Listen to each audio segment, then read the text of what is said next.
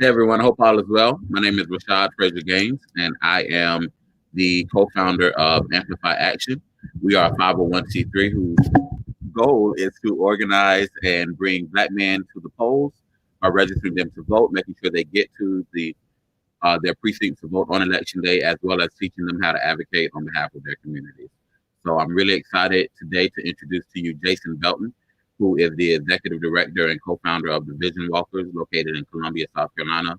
They do amazing work with going into communities that seem to be left out of the political conversations, and bringing those folks into the process. I would also like to introduce you to Lester Young, who leads an organization named Pathway to Redemption that works to reintroduce returning citizens into our community and making sure that they're involved in the political process as well. And we'll also be joined by my partner in crime and partner in progress, Brandon Upson, who is the founder of Amplify Action and serves as our executive director. Lester and Jason, how are you all today? Blessings, brother. Good, sir. What's going on with you? I'm very grateful to be here with you all. Let's get started. So today we're talking about transforming systems, or transforming the system. Can each of you take a few seconds to define what transforming or transformation means to you and your organization, and let us know which system or systems you're working to tackle? For me, Leslie, you want to go first? You want me to go? I'm going out, Pastor.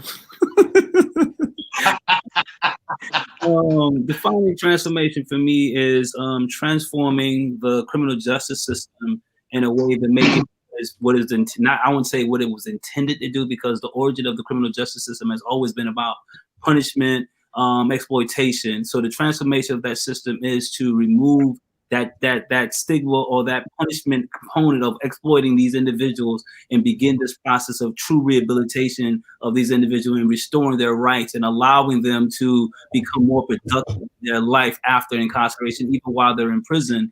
The system that, as I mentioned, that I'm really focusing on more so than anything is the prison system and the collateral consequences attached to these individuals once they get out of prison. What is the collateral consequences? The collateral consequences are those things that impedes one's growth or movement upon release. One of those things is employment, housing, education, health, SNAP benefits, and different things of that nature. So as I said, my whole intent of transformation is really transforming the prison system and also the reentry component when it comes to the criminal justice space. Thank you, Lester. And Jason, how are you defining transformation or transforming over with Vision Walkers? And first off, I understand that transformation is a thorough and dramatic change. So I deal more in the marginalized and the disenfranchised communities, those who typically been disengaged from the political process.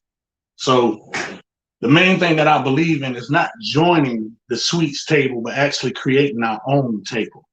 So, and we'll get further into how we plan on doing that. But that's what Vision Walk is about. That's the vision.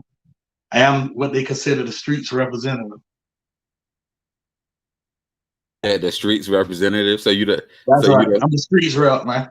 So you the hood mayor? They got the House reps, they got the senators. I'm the streets reps. Ain't nothing wrong with that. There's nothing wrong with that. So Brandon, thanks for joining us. Hey, thank you for having me. As you see, I got my background. You know what? It's appropriate. We appreciate it. Brandon, how does Amplify Action define transformation, and what system or systems is Amplify Action working to transform? Yeah, so when I talk about transformation, I think about everything that I hear and I've been a part of and was actually preaching for the last 10 years doing this work politically across the country. Many of us who we call as being a part of the quote unquote progressive movement, we're always talking about reforming the system, right? Or reformation. There's criminal justice reform, economic reform. And what I learned after doing this and talking to the people who, these talking heads are trying to promote change for, I realized that our people don't need reform. We actually need transformation. And the moment that made that real for me was when I was running a gubernatorial race in South Carolina. And my candidate said, "A rising tide lifts all boats." And we were down in Allendale, South Carolina. I looked around, I was like, well, dang, if the tide rises here, people are going to drown because they're not even in the boat to begin with. That's right. So that's when I started saying we need to be in the boat building business. But when you think about this, think about like a ball of clay. And I know some folks will get tired of hearing me saying this, but you can reshape a ball of clay into any shape you want it to be in, right? That's reform. But when we talk about transformation is about taking that ball of clay, digging into the substance of it, and changing that from the inside out. That's transformation. We don't need criminal justice reform because that's not working. Any shape, form, or fashion of it does not work for us. We need criminal justice, and even to take the criminal off of that, we need justice transformation in the United States, specifically in the South, right? So when I'm talking about transformation, I'm talking about breaking down the systems, the barriers to entry, the barriers to upward mobility, and rebuilding it, recreating it so that it is beneficial to the most people and not a select few. And the system that I'm talking about is a system that prohibits us to our right of the franchise, to our right to vote, to our right to be registered, to our right to influence the policymakers and decision makers, to our right to decide who represents us. There's no reason in the world we should have a place like Charleston, North Carolina, that is 56% African American, that has never had a black mayor before. There's no reason South Carolina. in the world, North Charleston, South Carolina.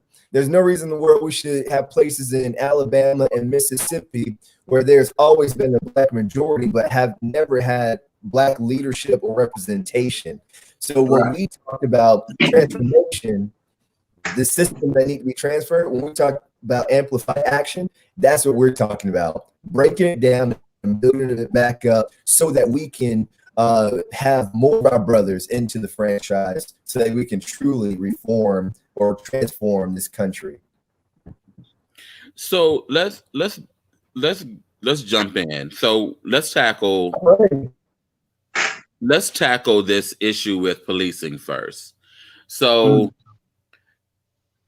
just for those of you who are at home watching, and those of you who are resharing and who watch this later, we're gonna establish a baseline for the point of this conversation.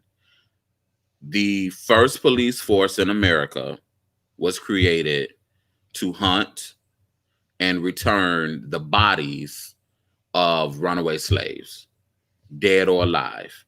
They were paid to hunt human beings like animals. So I want to make sure that we're all on the same page, that is the beginning of policing in America.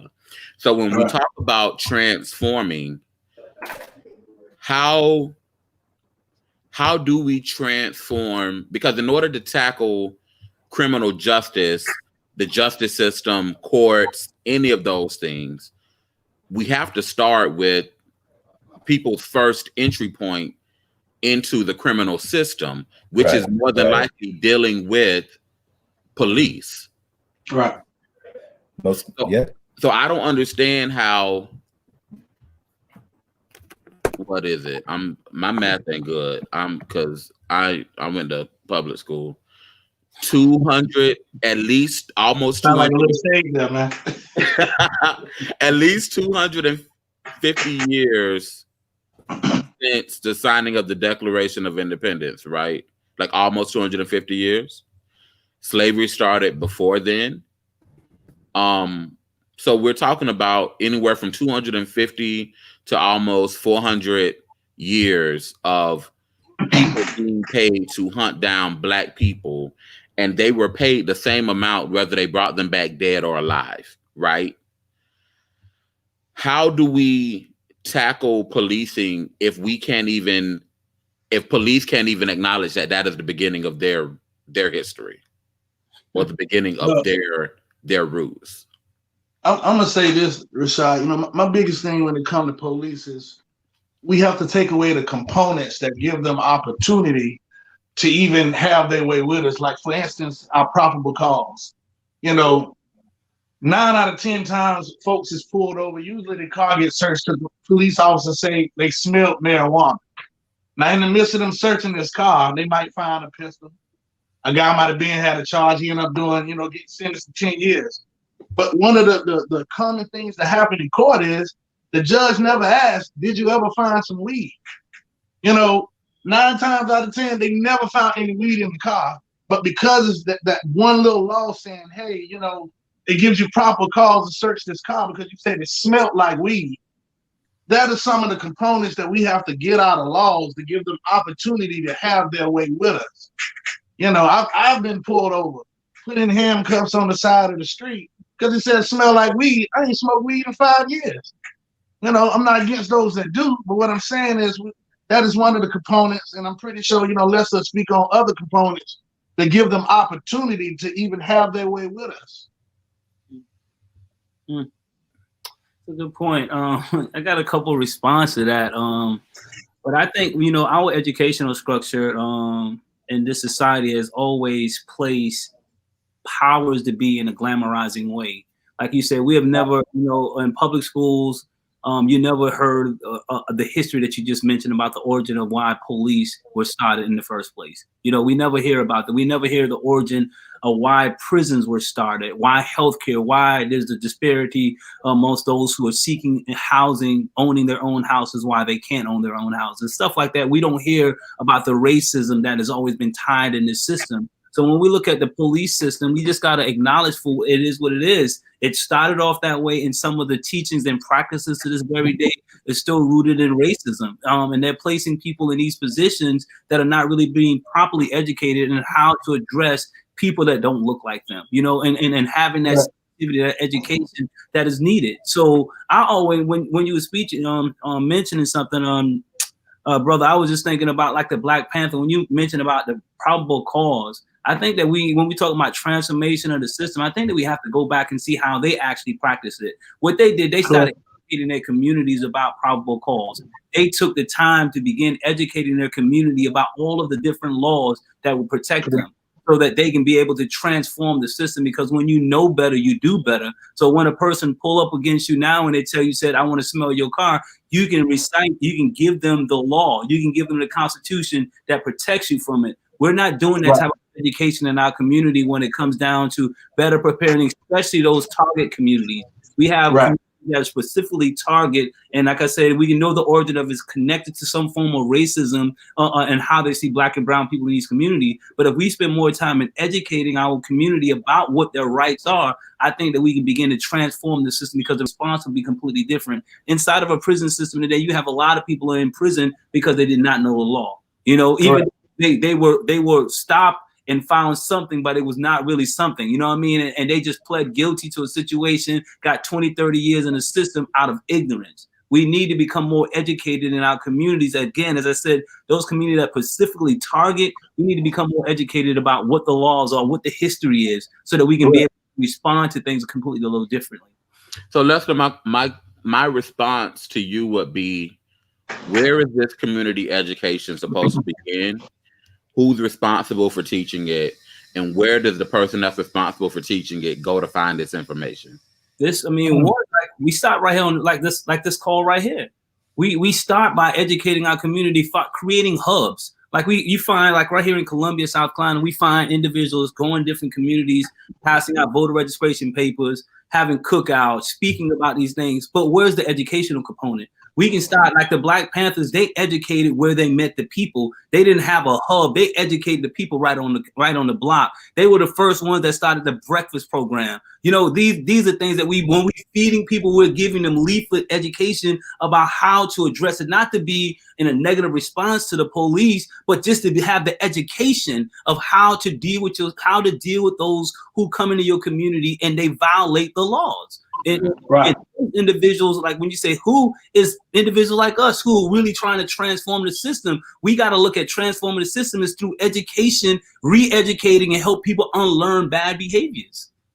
And I'm gonna get in that as well, because one of our major problems is, I understand everybody doing the marches and everything like that, but we need to start marching these folks into these city councils, into the different places where they're giving the funding for these organizations to be able to go in these neighborhoods. It's organizations like Lester's, it's organizations like mine, like Vision Walkers, that are very visible in these communities already doing the work.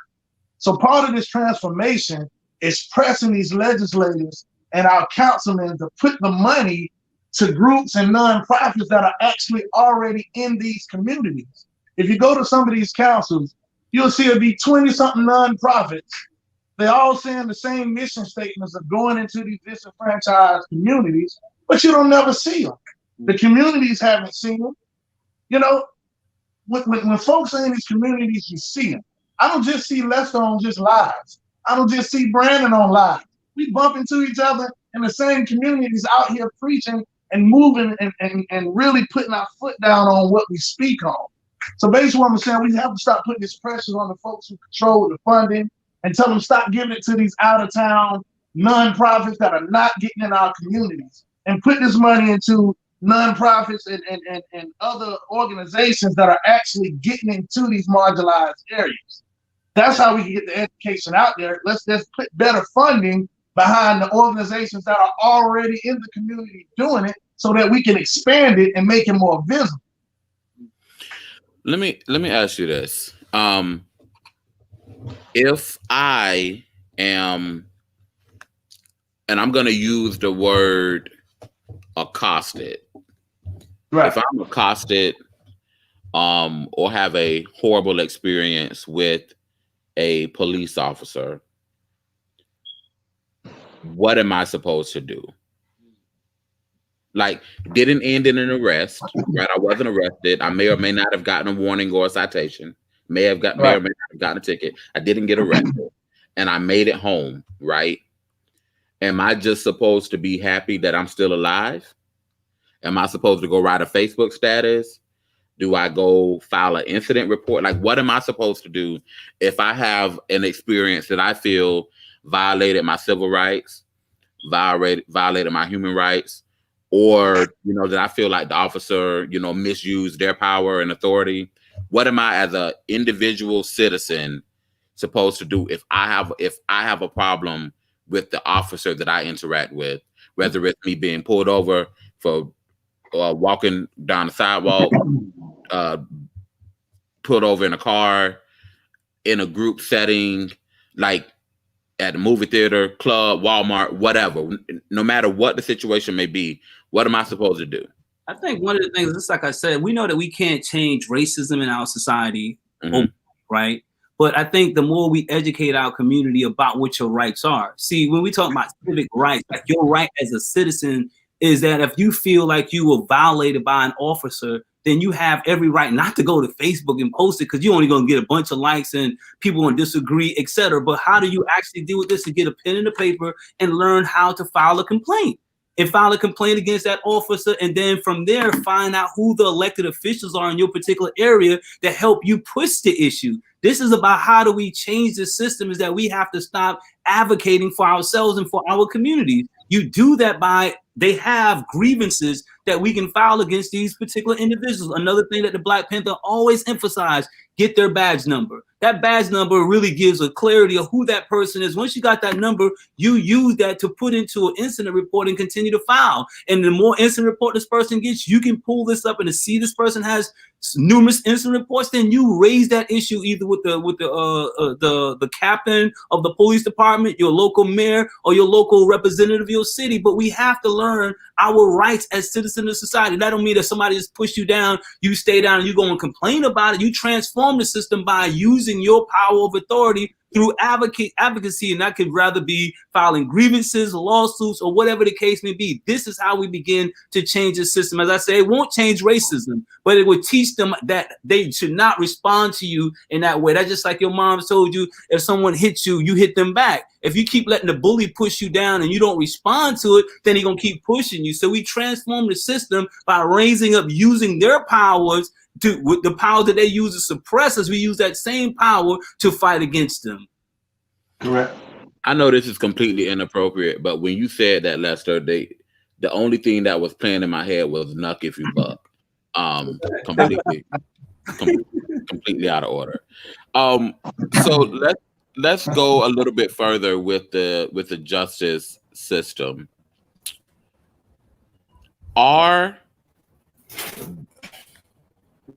This is really interesting. Is there an importance? Like, does it matter whether or not Black people, Latin people for Latinos and Latinas, Asian people for Asian and Pacific Islander Americans, Native people for Native Americans? Like, does it matter that people who look like me hold positions in the district attorney or solicitor's office if I'm Black? Like, does it matter if there is a Black person in that office if I'm Black? Now, you're asking, should we have somebody at the table so far as part of our organizations, or you're asking, no, should it be somebody Black, period?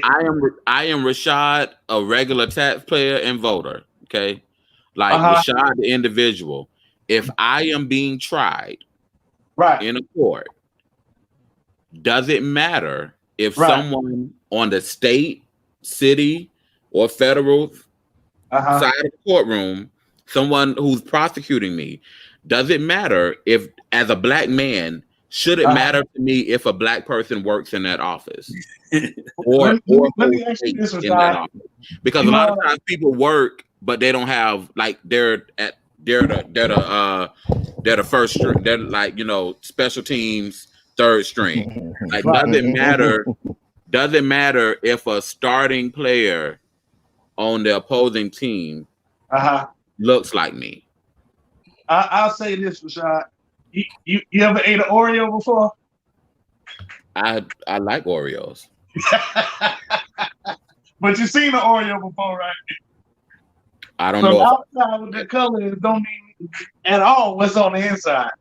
And I'm not making a difference from the intellect being rather Black or white. But what I'm saying is, you can't never, ever base what your situation is going to be off the color of the man across the table from you.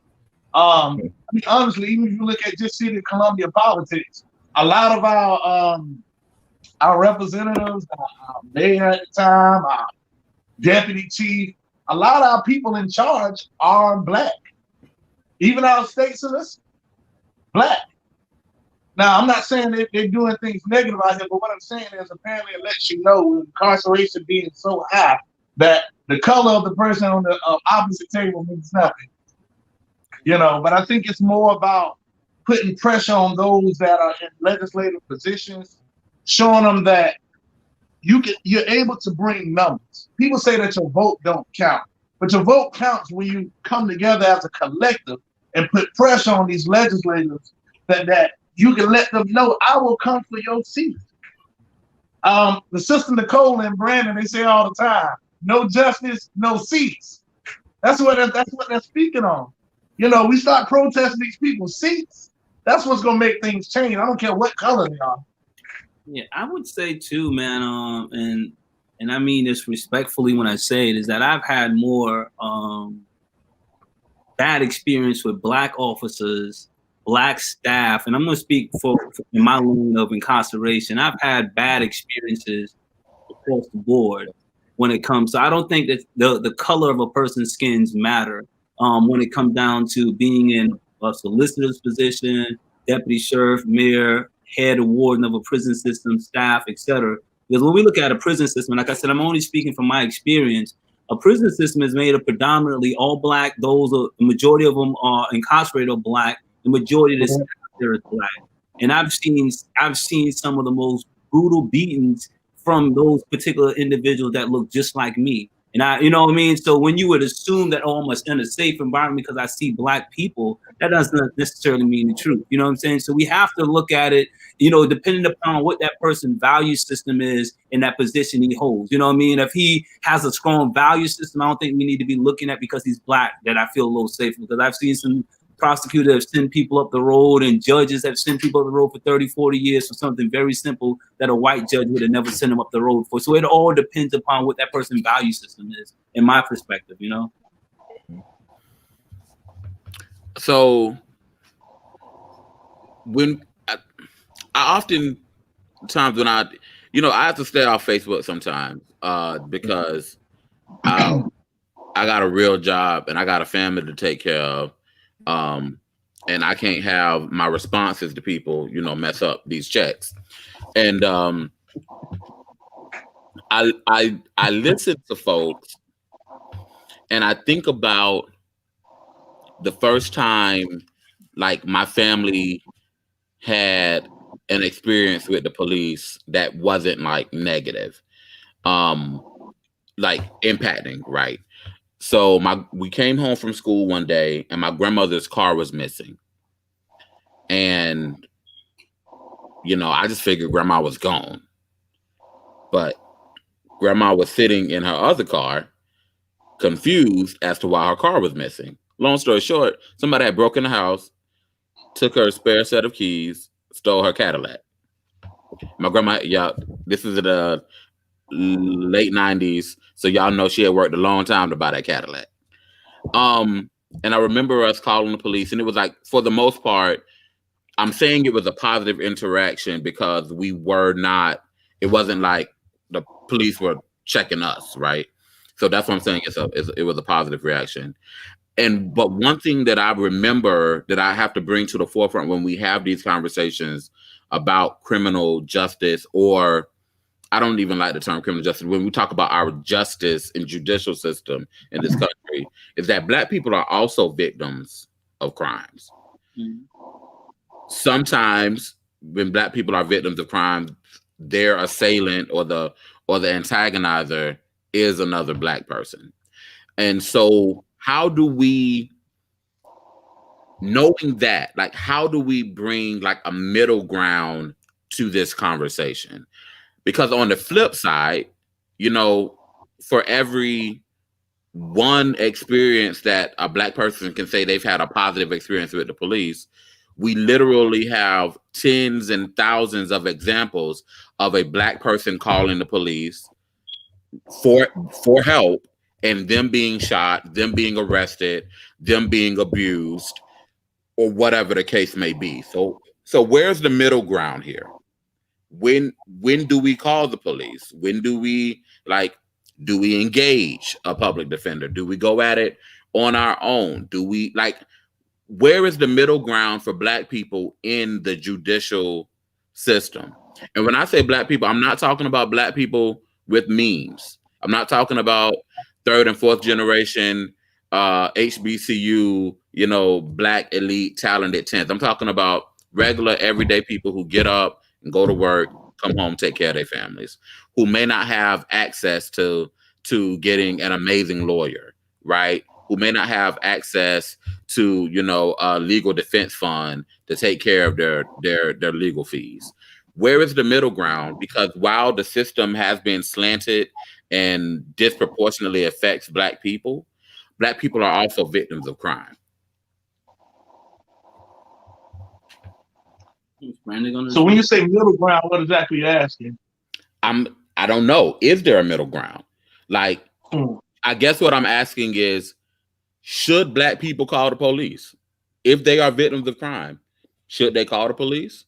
Is there... so your question is, what's the difference from snitching and just calling the police? What's the question? No, that's not what I'm asking, because I'm not even getting into the snitching conversation.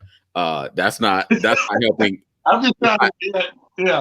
I guess what I'm saying is, every interaction that a Black person has is not always going to be negative, because again, sometimes Black people are victims of crimes. If you are a Right. victim of crime, you are taught in this country to call the police. Right. And when we have these conversations about criminal justice reform, criminal justice transformation, I think we often forget that Black people are also victims of crime. Mhm. So what I'm asking is there a middle ground, knowing all of the negative things that we know about the system? Mhm. So like if someone broke into my house right now, Right.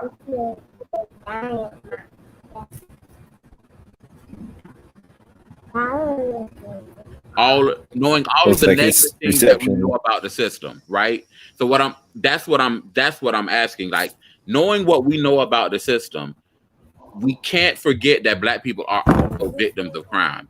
Is there a middle ground for Black Americans in dealing or engaging the justice system? Right. So, can y'all hear me? I I think know my reception is really bad right now. Can y'all hear me at all? we can hear you now, Brandon. Yeah. Yeah. Okay. Yeah. Sorry, I've been trying to get this situated over here. But when we talk about middle ground, we should not have to find the middle ground for us getting the services that we pay for and this justice that we deserve as American citizens. Like, why do we have to find middle ground? And that's part of my issue. If we're talking about reform, some of the reforms could be community policing as a solution, or like they do in Hampton Roads area of Virginia, having community members be volunteers and first responders. So we don't need any middle ground when it comes to the justice that we deserve. What we need, and from my point of view, is the people who make the policies that these officers and these agencies follow are elected to make those policies. And one of our greatest ways to change the policy is to change the person in the seat making the policy and putting it out for it to be executed. And that's just my point of view, right? So when we talk about this criminal justice system, not just the DAs, but the sheriff is also elected. And I know some of the most crooked sheriffs who would make the biggest kingpins look like little runners on the corner of the street. But we need to be engaged in a higher level to make sure that we're voting in mass. When we look at the numbers of folks who look like us on this live, who did not vote in 2016, we're talking about over 1 million Black men in the South, and I'm not talking about across the country. I'm just talking about in the South. Rashad, the work that we're doing right now, if we got 1/3 of the guys registered to vote that we're targeting, we would change the solicitor down in Charleston County, South Carolina. We would elect a new judge in North Carolina. We would flip, 3 state representatives in Alabama. And this is the work I feel needs to be done, and how we connect the dots between what really happens in the form of policy and how our vote is connected to it. There is a direct link, in my opinion. And when we talk about transformation, we got to transform the way we think about the election process altogether and our role in it. And I hope I'm coming through clearly, because I still see I only got like 1 bar over here for signal. But there is no middle ground. Let me just put it right there. When you call the police, your taxes pay for that police officer to come and treat you like a human being. I'm sitting in a friend of mine's yard the other day.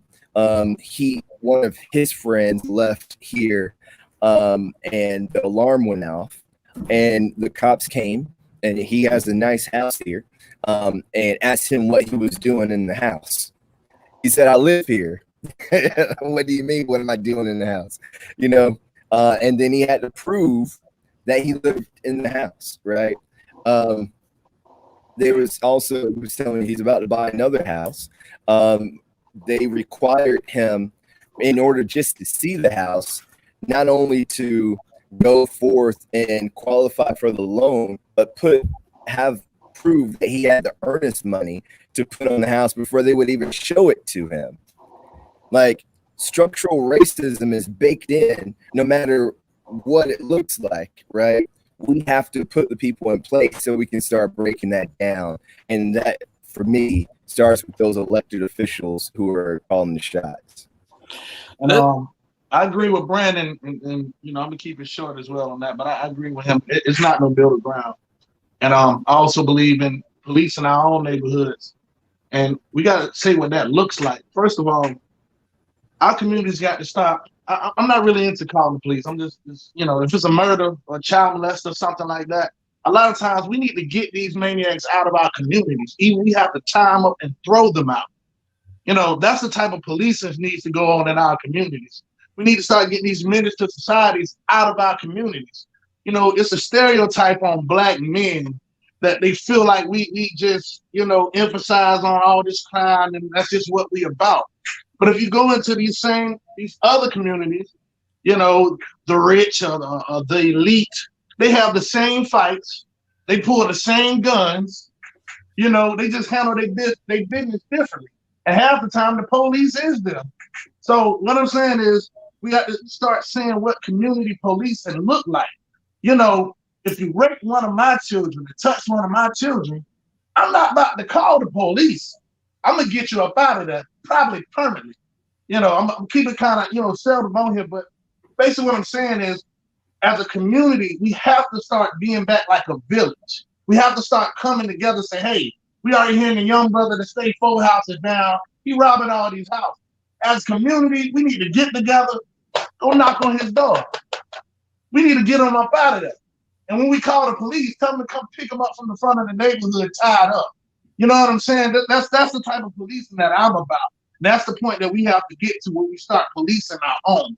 And then police will start respecting our neighborhoods, knowing that we all are together. But I'm gonna keep it simple on that. You know, go ahead, Les. I see you. No, I'm saying we got several examples when we look at the history of how we structured our community in this country as Black people. We have several great examples. One, like I said, I keep making reference to the Black Panther. I think that they don't get enough respect when it comes down to how they maintain and how they build an organization to protect the community. We don't really acknowledge that, and this is a part of the history I think that we really need to tap into when we're talking about organizing and advocacy work and how do we defend and protect our people. Another example is look at the Nation of Islam, the fruit of Islam, and how they train individuals to protect and safeguard our communities. We have examples, but I think what has happened is that we have learned to dislike them. We have learned to dislike that what they stand for. When we see the FOIs or when we hear about the Black Panther, our history have told us that these are bad people. So we rather another group of people to come in and police us. But we have examples. We have great examples. When we look at the origin of gangs in this country, the gangs right now somewhat is terrorizing our communities and adding to the murder rates in our communities and the robbery and all of this stuff in our communities. These street organizations was really founded to be protectors of our community. Correct. So we have to get the organizers, the head OGs of these street organizations to reverse that way of how they address and protect the community. Right now, they have added to the destruction of our community. But when you look at the Bloods, the Crip, the Fork, the GDs or whatever, their whole organization, their whole creed have always been to safeguard and protect the community, not ride on another Black man to look like you, but to protect the community. So we have it. It's just a matter of us helping people unlearn bad behaviors and unlearn the misinformation and help them educate that we have examples that we can actually guard and protect our communities and maintain our communities so that when police officers and people come into our community, guess what? They already see a model example of how we safeguard our own. But right now, like I said, the system has intentionally disconnected us from our real history of how we safeguard and protect our communities, man. So we have it. And like I said, I encourage people to go back and study the Black Panther and how these brothers how they mobilized and educated a community and transformed communities off of they didn't have what we have today. They didn't have a live. They had a bullhorn and they had tenacity. That's right. And that's how they organize and change. So that's just something I just want to just really emphasize, that when we talking about safeguarding our communities, these brothers went in the courthouse, man, with guns, bro. They understood what the constitutional right was. They understood, and they showed a sense of force. So that's just what I think we need to really go back to that, man. That's what I want forming our system. And I think the key word that you used over and over again, Brother Lester, was community. I'm reading Dr. King's book right now. Where do we go from here? Chaos or community? And there's power. When people put up that fist, the sign of that fist is, us being together, we're stronger. And when we look at what we're talking about, I see folks in the comment section talking about the 13th Amendment. The 13th Amendment, the only way we can change it is through the electoral process. And the strength in our vote is in us being able to vote as a community. It's a lot that has to happen in this country. When we look at the laws that are in place that are very antiquated, the fact that you can still beat your wife on a Sunday on the courthouse grounds with a stick that's no bigger than your thumb lets you know that there's laws on the books that should have been gone a century ago. When we look at how the 13th Amendment is written, it legalizes slavery in a way that keeps us in a perpetual hell. And with chains on, they might not look the way they did in 1600, but they're there and they never come off. And now what's happening is transformation from being locked up behind a cell wall to now being a prison in the neighborhood you live in, because now they're using digital incarceration in higher and higher forms. So, community is the way that we're going to get through this. I think, Bro Lester, you hit on it in a major way. We have to come together if we're going to really see this change come to be. And that's through education. Excuse me. So I want to change gears a little bit and jump over into our education system. We're going to come back to the Black Panthers before we knock off on this live. But I wanted to, you said something that made me think of a great movie that came out in 1997 named Soul Food. In that movie, Irma P. Hall, who played Mama Joe, she made a great comparison talking about the fist. She said, one finger won't make an impact, but a ball of those fingers into a fist, and you can strike a mighty blow.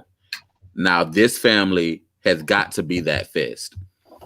And I think it's really interesting when we talk about community and we talk about like the Black community, we think of our larger community as a family.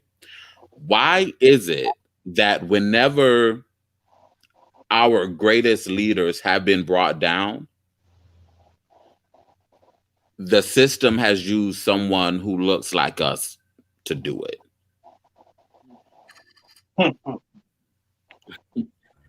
Divide and conquer. Divide and conquer. And I'll tell you right now, I saw in the comments again where people were talking about gangs. And I just want to say this before we answer your question here. When you think about the Bloods and the Crips, the red and the blue, that's no difference between the Democrats and Republicans right now. Like, our two-party system is acting like the biggest gangs in the world and literally putting people's lives on the line in worse ways than a gun and a bullet would ever do. So I just want to mention that real quick. But when we look at, and just to get people back on track with what Brother Lester was talking about, the essence of the Bloods and the Crips and the original street tribes was not to push drugs and deteriorate a community. It was to build a sense of community and an aspect of what makes a community whole, and that is the protection, the leadership, and the guidance of that community. And that was their role in what we were trying to accomplish as a community. So, using that as an example, I think is still a great example of what we were trying to accomplish. So thank you for bringing it up, Brother Lester, and thank you for everybody in the comment section for the interesting conversations that are happening in turn with this. But then when we think about the system that was perfected in the South, the system of slavery was not a system that was put in place where you had to be in chains the entire time for the master to control you. It was a system of manipulation that made you think that you could not go beyond a certain point without reaping the harsh treatment of that master. And that master was in complete control of you by his God-given authority over you, your existence, your life, right? So when we talk about them using people who look like us to bring us down, it is something that was perfected over 400 years of the slavery institution to use someone who looked like us to divide us so they can keep us weak and keep us divided. Sun Tzu says, if the army is too big for you to fight it head on, divide it up so that you can conquer it. And that's what they've done. And we have to look at this. Nothing under the sun is new. They have the same old tactics that they've used to divide our community up and turn us against each other so that, and I say they, but, the folks who do not benefit from us taking up another ring of upward mobility as a community. That's the thing I'm talking about. In order for them to hold their authority, keep their positions, to continue to make money, they have to keep us divided, because when we unify in one accord, there's nothing they can do to stop us. Just think about what we're doing this here in the South. If we change the politics of the South, we change the politics of America. That's just one region of the country that Black people can change, and it changes the whole daggone thing. Imagine that, how powerful we are, and I'm about to get off the soapbox real quick and let the other brothers speak. But that's the essence of it for me. That's what I'm thinking about. Like, it didn't just start. It's something that's been used over and over and over again, and we have to become hip to it and point it out and destroy it every chance we get. So Brandon, I appreciate you and your soapbox, but the question is, why? I guess let me take it this way. I heard the question. We talk a lot about these things, but we never address, in our community, we never address sellouts. We will classify a person as a sellout. We will call them a coon. We will call them an Uncle Tom, and we will put them in that box and we leave them alone. We ignore them. We uninvite them to family reunions and cookouts. We don't talk to them. We say that's our bougie cousin. That's this or that, whatever. But we never address as a community. We never discipline. We never hold those people accountable. Malcolm X was killed by somebody who looked like him. I don't care what anybody says. Somebody made it easy for Martin Luther King to be shot. The Black Panthers were destroyed by somebody who looks like us. A lot of the Black Panthers who are still in prison and didn't receive a pardon under America's first Black president were set up by people who look like us. So what are we gonna do about that? My church had Sunday school last night. We had Sunday school, and it was on Joseph and the Coat of Many Colors, and we talked about the spirit of jealousy. And a lot of people choose to ignore that. But the Bible tells us that we have to deal with the spirit, not the person, deal with the spirit. And we literally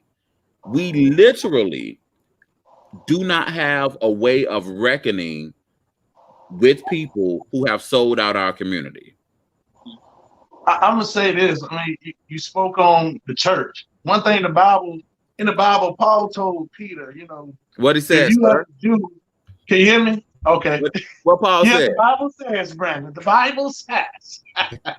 But Paul in the Bible, he told Peter, if you are a Jew and you live like the manner of Gentiles and not as Jews, why do you compel Gentiles to live as Jews?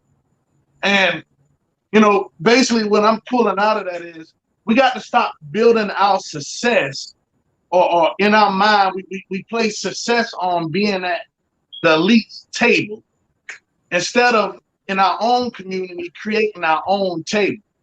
Now, what that does is it makes our mental thought to see whenever we see somebody in a prestige position and they're black, to us, we're successful. We good. He got us. So, of course, if we talk in Bible terms, the devil is a deceiver. We know that. So in this case, we know who the devil is to us. And what he's going to do is going to deceive us by putting in front of us what we consider success. So they're going to put our own in front of us to make us, sit back and, they got it for us. But we talk about engaging our community and putting our community back together. There's a major disconnect in our community. We talked about the street level organizations earlier. We talked about the guys in the marginalized communities. We tend to only deal and reach out to these guys during what? Voting season, or when we're trying to raise some money, need people to knock on doors. But we don't embrace them into our regular society of things that are going on. They're not accepted. And when we do bring them into a farm or a setting where all the different demographics are there, we treat them like students. They come in, hey, y'all sit over here, y'all listen, y'all take notes. They don't feel a part of the table, and that's why Vision Walkers is the street representation of them to say, hey, we don't care about sitting at your table. We've created our own table. We created our own success. Now we offer you a partnership to come in and see what we can do and coexist together and get done. So we have to start embracing these guys in these marginalized areas more than when it's just voting season. More than that. That's why I commend brothers like Brandon, brothers like Lester that give me opportunity. Brothers like Brother Craig and even Jerry Govan that sit in the house. They give brothers that's in the marginalized areas opportunity to come to these tables and speak and partner. But after I do what I got to do and we're successful when we do it, I'm going back to the table that we sit at. Because I don't judge my success of sitting at the table with them. Because I know what my power is. So we have to empower our own communities and we have to get our communities back together. We have to bridge those gaps. That's why Vision Walker's biggest thing is bridging the gap between the streets and the suites. Because until we do that in our Black community, we're going to miss the most powerful component of all. And that's the soldiers. We got soldiers in the Black community, but we leave them out there in the marginalized areas. We say we don't have the swing votes. Where the votes at? Where the 300,000 voters that are not voting? Where you think they're at? They're in these disenfranchised areas. They're the ones that need embrace, and they're there. So Vision Walkers has created a table with these folks. So we there, but we're not gonna bring them to your table. You're gonna come to ours. That's what we push. I want to just answer the question. Amen. You was asking the question of how do we deal with these people that infiltrate. We know and understand. I think Brandon said is this: there's nothing new under the sun. Infiltration has always been and will always be. And there's no. I don't think there's a method in how we protect and deal with these people because some of the closest people to you may betray you.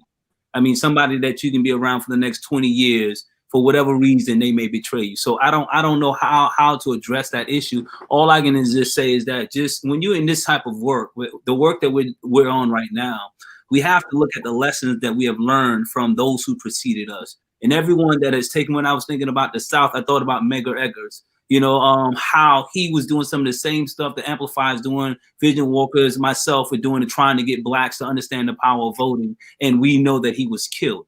This is part of the mantle that I think that we have to really, when we standing up like this, we cannot expect. We should always be preparing to know that the fate of those who went before us were slayed and killed as a result of what they stood for. Whether it was infiltration or whatever the case may be, or the powers that be, they felt threatened by that power. So I don't think that any one of us are on this, hopefully all of us on this call that are saying that we want to amplify the voice and advocate for our people, we have to understand that we're not going to be solely protected from the infiltrators. And I don't know how to answer that question. How do we deal with them? But I just can say that we need to learn the lessons from those who preceded us, that this is the type of mantle, when we put on this mantle saying we want to advocate and transform a system, know that this transforming the system may cause your life, that you may die in this process. If you're not ready to die for this, then what are we really doing?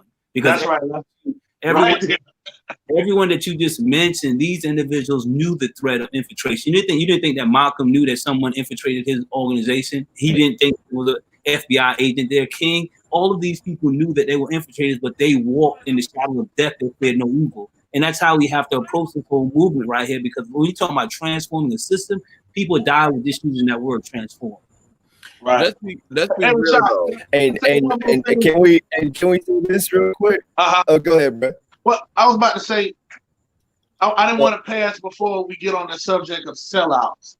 I want to make sure that we have a true understanding of what a sellout is. Because sometimes, typically in our communities, when we have a representation of us that is trying to infiltrate ourselves into these elites' rooms, we can't always call them a sellout.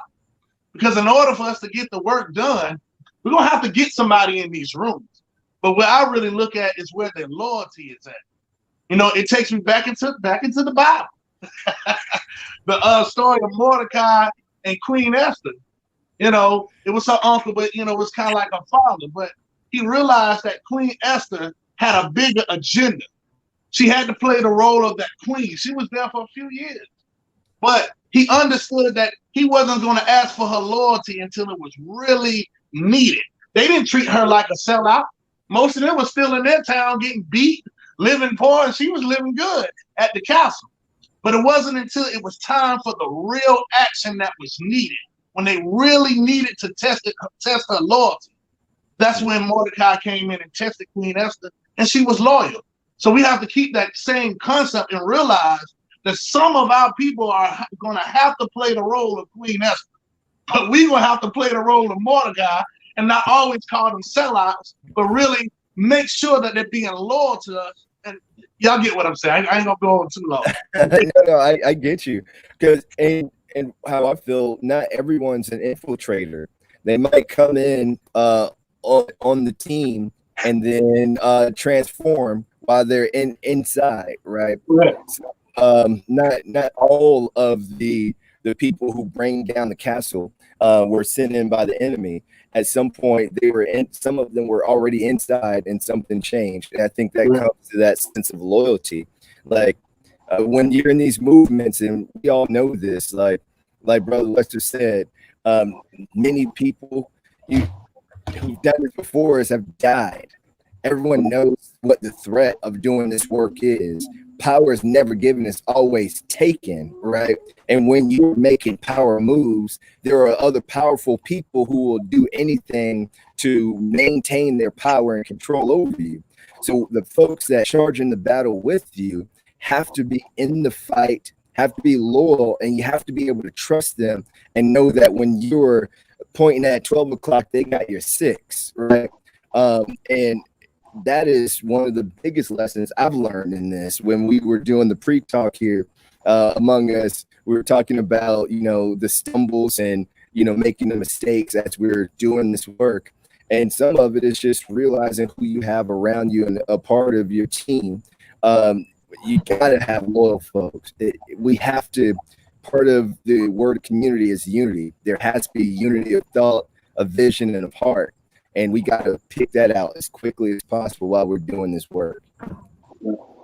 Absolutely. So, Brother Young, you hit something that really like pokes at me a lot.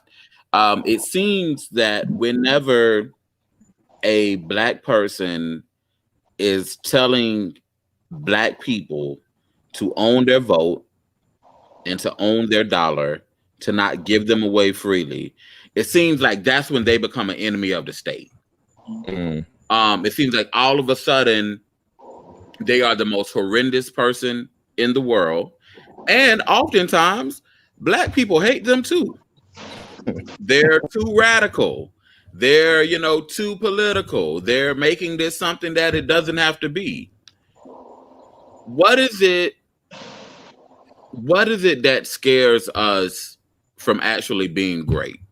Like, what is it about greatness that actually scares Black Americans from owning their power? I think it's our education. You started in the beginning. Our education. Our education determines our latitude going forward.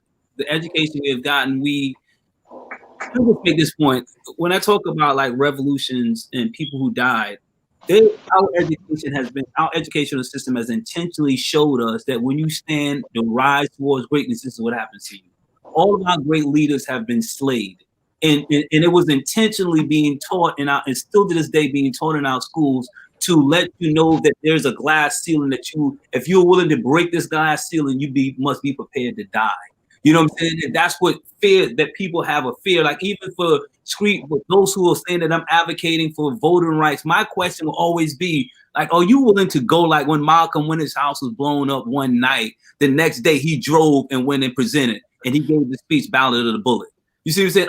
Are you in it for that type of fight? Because if not, your history and our education has shown us that when you go to this greatness, that this is what happens to you. And a lot of us fear the outcome of what it's going to be because we have fallen in love with the things that we have in this earth and what we're surrounded with. So that's what I think we fear dying.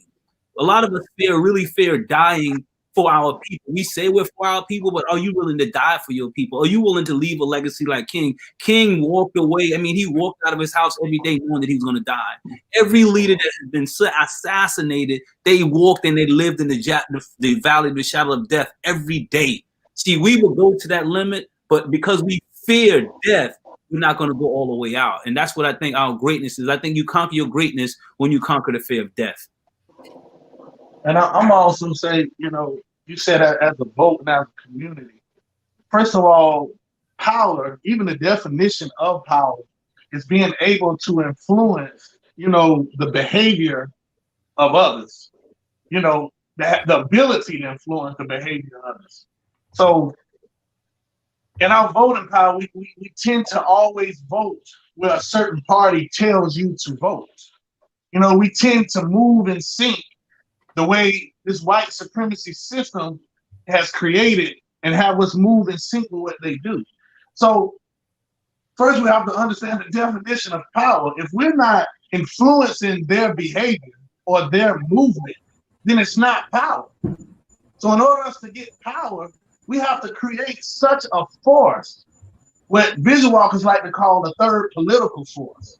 But we need to create such a force that they're scared to be hit with this force. And by doing that, we can always hold that over their head as a threat, where now we're influencing their behavior. We influence the way that they treat us. We influence the way that they come into our neighborhoods. We influence who they talk to before they decide to put somebody on a ballot and say, hey, this is going to be our nominee. So power is being able to influence folks' behavior. So we got to stop thinking power is just sitting at the table with people who think they're elite. That is the mind frame we have to get out of in our Black community. Because I don't care what type of elected official you are, I don't care how much money you are, and I can be negative in my account. But because I have the influence of my community and I have the influence in the neighborhoods that I go to, trust me, I know I'm more powerful than you. Because your money only gonna get you but so far. When you have respect and folks are loyal to you, folks trust you, folks will move in sync soon as you make a move, that's real power. That's real power. And that's power enough to take somebody out their seat. I think too, man, it's important too, and I know we're about to wrap this up. It's important too that we go back to this educational piece, that we need to take these times out that we're having to start educating our community of what this power that you just mentioned, Jason, what does this power looks like, and why we should not just vote because we're Democrats. Traditionally, we say Black people are Democrats, we just vote Democrat. but we really need to get people to understand what the issues are. Like I was talking to someone earlier today.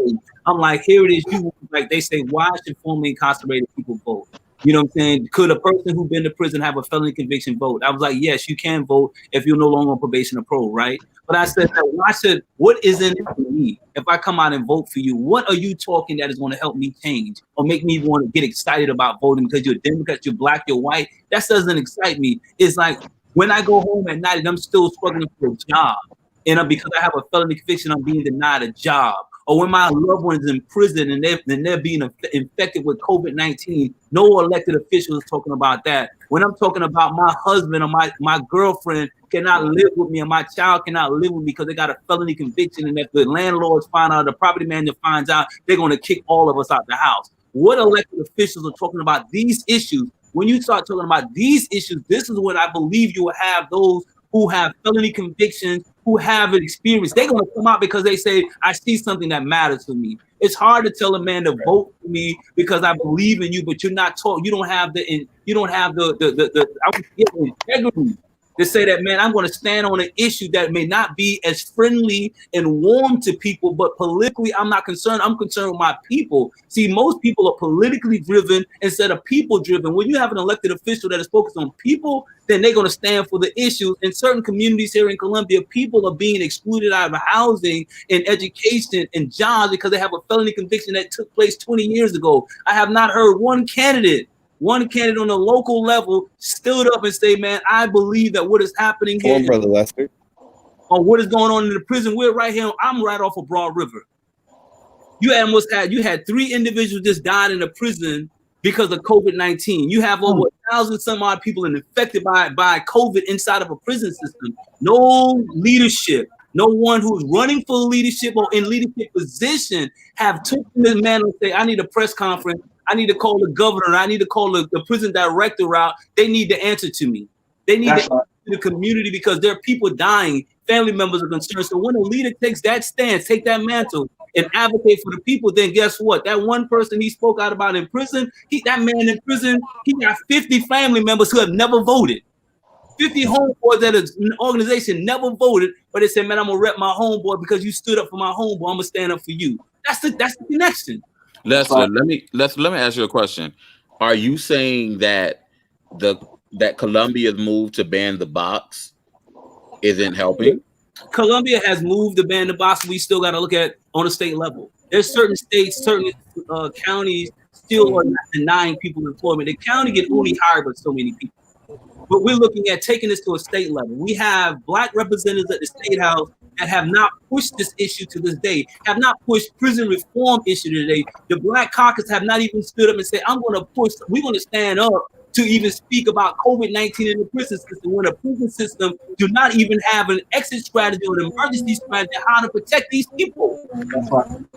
So how do we get these decisions to do it? So they're past ban the box. We need to be past ban the box for housing too. We look at education, we look at healthcare. These people are affected by this stuff, and no candidate is even standing up for this stuff. So when people say, could people with felony convictions vote? I'll be like, yeah, we can vote. But what is in it for us?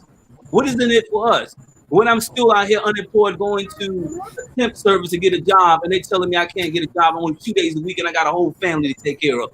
Now me and my family got to go sleep in the park because, again, I can't even get enough money to pay for them. And an elected official will come and tell me, we got some chicken, we got some fish, vote for me, but you ain't even raising the issues for me? Get out of here. Yeah. That's I'm done, bro. Look, this conversation is far from over. We're going to come back next month or maybe in 2 weeks, and we're going to tackle public education and public health care with these same gentlemen. Amplify Action, Vision Walkers, Path to Redemption. Thank you for being here today. I'm looking forward to our next conversation. I'm telling you folks at home now, we're tackling public education and we're tackling public health care. So if we start talking about anything else, please hold me to that. Because obviously we're very passionate men. We love our people. We love our community. We love this country. And we want to make sure that everybody has access to life, liberty, and the pursuit of happiness. Thank you for joining us. We look forward to engaging you more. Please make sure you visit ampourvote.com/vote. Make sure you're registered. Find out where your polling place is. Please make sure that your friends and your family members are registered. If you live in a state that has not already sent out vote by mail ballots or absentee ballots, you can use our website to apply for your absentee ballot. Everything you need to get all the information you need for election day is there. Please do your part to make sure that we are walking the walk and walking the walk that we're talking. Anything that's for you guys want to leave with the people? Well, I'll let Lester go. Go ahead, Lester. I just want to just say, like, when I talk about COVID, I just ask that family members, we have it on the ticker, justleadership.org, just us. Man, go and fill that. This is a simple form. You just go and hit these forms where we have letters already registered. You hit this form, it goes to the state representatives to bring it to their attention that people are dying in prison. We need to come up with better strategies in how we address these people who are sitting inside of a prison system. So you see the ticker right there. Just hit that link, go to the website, pull out this information, and bring it to the attention of our representative that this is an issue that you're concerned about. And I appreciate you guys for giving this opportunity to be on this platform with you guys. Please. Thank you, Lester. Thank you so much, Lester. I want to make sure we get that link up on our website and on our social media so we can help promote that too. Appreciate Go ahead, it. Jason. I'm sorry. Yeah, you know, I like the fact that Lester brought up COVID, because it's truly it's a real situation. I want everybody to take that seriously. I want you to go to visionwalkers.org. We do have a preventative treatment for COVID. It's called alpha interferon, but it's passed through the FDA as Paxlovid. Look it up. If you need information, we have information on the website. We have to protect our men, women, and kids in our community. So please go to our website, visionwalkers.org. You know, I'm all about voter education, voter registration, but our biggest thing is protecting our women and kids. There is a preventative treatment. Please don't wait till media start pushing this to start trying to grab this Paxlovid. Because a lot of folks wait for media to start pushing it, and you know that ticket is going to go up. Right now, Vision Walkers have this preventative treatment.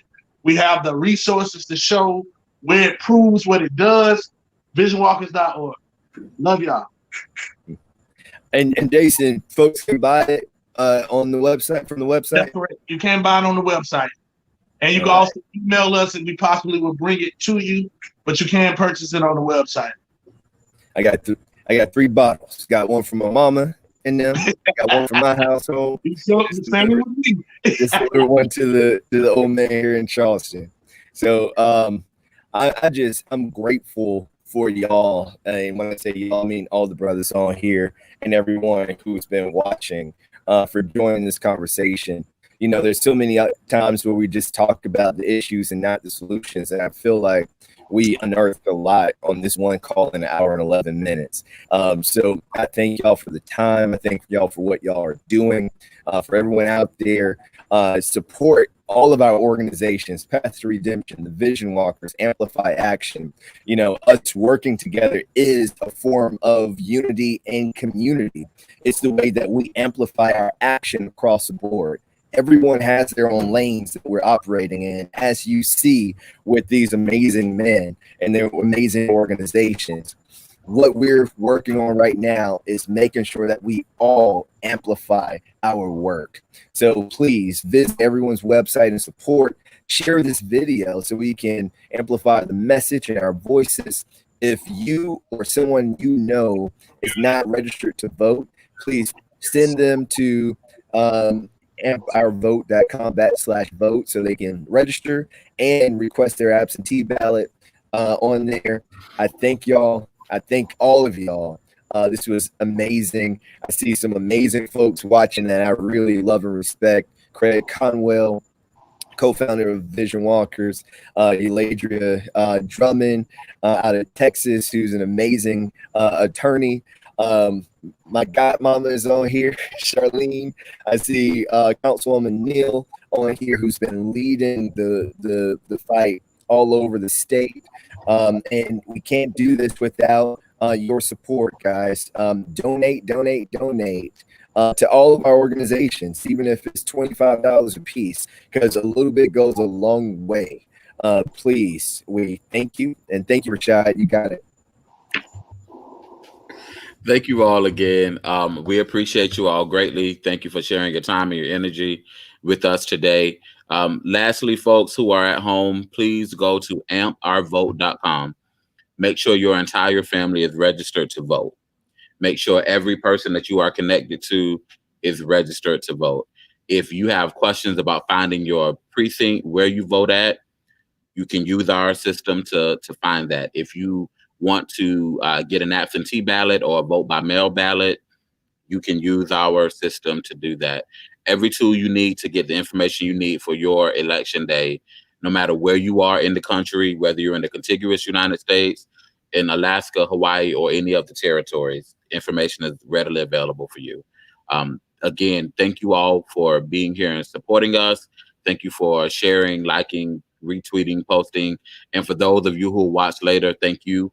And last, I want to thank our entire team at Amplify, Brandon Upson, our executive director and co-founder, myself, Joe White, who is our digital manager, who also manned this broadcast, Brian Graham, who's our operations director, and Miss Sheena Matthews, who is our development director. And for all of our partners, Black Voters Matter Fund, Black with No Chaser, Vote America, and all of the other great groups that are out there that we'll be working with throughout this election cycle. Please have an amazing day. Please stay safe, and we look forward to seeing you next time.